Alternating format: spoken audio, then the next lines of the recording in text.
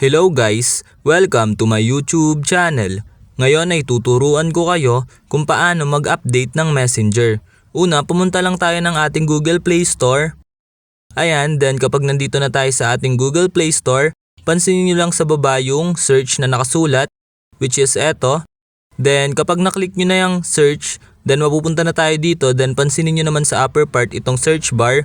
Then i-click nyo, then kapag naklik nyo na, i-type nyo lang dito Messenger. Ayan, then kapag na-type na natin, then search. Then kapag na-search na natin, lalabas na dito yung Messenger. Kung mapapansin nyo naman, ito yung Messenger. Then pansinin nyo sa tapat niya yung update, which is eto. Then kapag nakita nyo na yung update, i-click nyo lang. Then kapag na-click na natin, so wait lang natin siya mag-loading or wait natin siya matapos. Ayan, kung makikita nyo naman. Then diretso installing na rin siya. Then kapag tapos na, kung mapapansin nyo naman, may lalabas na open sa tapat niya.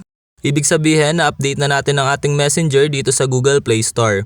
Ayun lang guys, ganun lang na makadali mag-update ng Messenger. Yun lang, thanks for watching. Subscribe me for more videos like this. Thank you!